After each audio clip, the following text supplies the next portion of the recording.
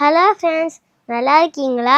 கதைனா உங்களுக்கு ரொம்ப தானே பிடிக்கும். நான் இப்போ ஒரு கதை சொல்ல போகிறேன், கேட்போமா? ஒரு ஸ்கூலில் ஆண்டு விழா நடந்துச்சான். எல்லாரும் கலர் கலராக ட்ரெஸ் போட்டுட்டு வந்தாங்களாம். உங்கள் ஸ்கூலில் ஆண்டு விழா நடந்திருக்கா? நீங்கள் அதை சேர்ந்துருக்கீங்களா? நான்லாம் ஆண்டு விழாவில் சேர்ந்துருக்கேன். அந்த ஸ்கூலில் ஆண்டு விழா நடந்தது ஒரு கதை கேட்போமா? அந்த ஆண்டு விழாவில் சீபஸாக ஒரு அங்கிள் வந்தாங்களாம். அவங்க பேர் சார்லஸ். அவங்க பிஸ்னஸ் பண்ணிட்டு இருந்தாங்களாம். அந்த ஆண்டுகளில் அவங்க நிறையா விஷயத்தை பற்றி சொன்னாங்களாம். அந்த அங்கிள் ஸ்டூடெண்ட்ஸை பார்த்து ஏழை பணக்காரங்க உயர்ந்தவங்க தாழ்ந்தவங்க இங்கே எல்லாரும் ஒற்றுமையாக இருக்கணும் அப்படின்னு சொன்னாங்களாம்.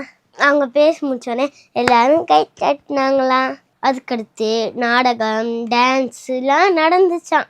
சார்லஸ் அங்கிள் அவங்க பையன் ஏழையா நடிச்சிருந்தாங்களாம்.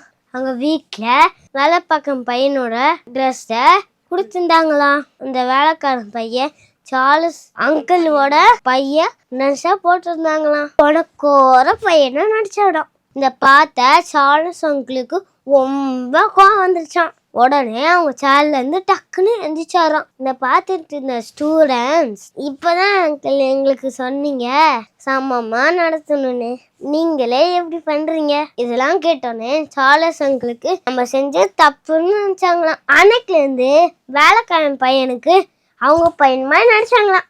இதுலேருந்து நம்மளுக்கு என்ன தெரியுது? நம்ம பேசணும்னும் செய்யணும்னு இருக்கக்கூடாது, எல்லாரையும் ஒரே மாதிரி ட்ரீட் பண்ணணும். இன்னைக்குரிய வசனம் கேட்போமா? கிறிஸ்து இயேசுடைய சிந்தையே உங்களிலும் இருக்கக்கூடாது.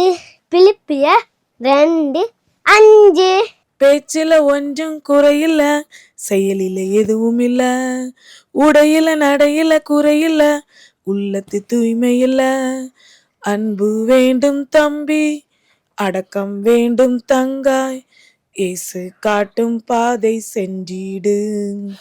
அன்பு வேண்டும் தம்பி, அடக்கம் வேண்டும் தங்காய், இயேசு காட்டும் பாதை சென்றிடு.